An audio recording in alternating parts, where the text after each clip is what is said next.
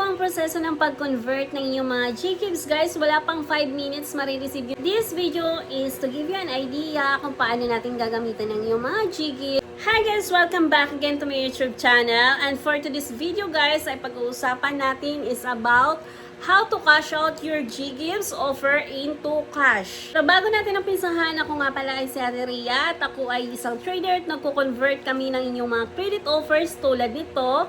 Mag-message lang sa aking Facebook account at nakapira niyo sa comment section. Okay, paano nga ba natin makash out ang inyong mga Gcash into cash? May ginawa na nga akong video about Gcash convert to cash last year.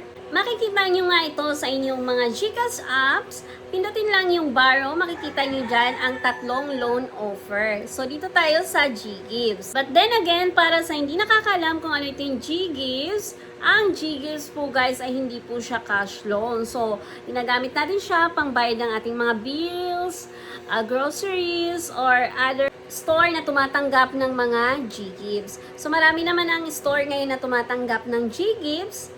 Pero minsan talaga guys, mas kailangan natin ng emergency fund or cash para kung saan paggamitan. Ito pa rin naman ang pag-convert ng inyong Gcash into cash sa GPO.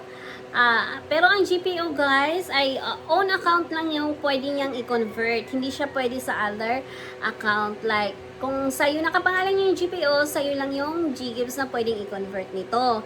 At working pa rin naman yung credit card. But then again, pag kinonvert mo ang inyong Gcash sa credit card, ay credit card naman yung i-convert mo into cash. So, magiging dalawang proseso siya.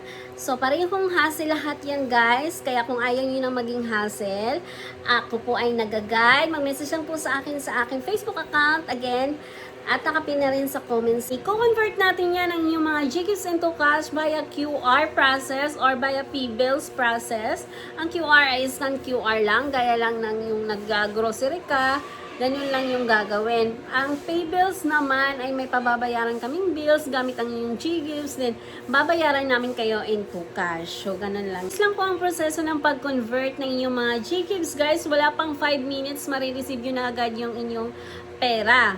Para lang kayo nag-cash out ng inyong mga Gcash balance. Ganun lang siya kadali. This video is to give you an idea kung paano natin gagamitin ng inyong mga Gcash at para makatulong na rin kung sinong gustong magpa-convert siya ng inyong mga Gcash, mag-message lang ulit sa aking Facebook account na nakapin na rin sa comment section. Mag-reply lang sa my ID ko guys at marireplyan ko rin kayo agad. Yun lang guys. Maraming salamat sa panonood. Bye!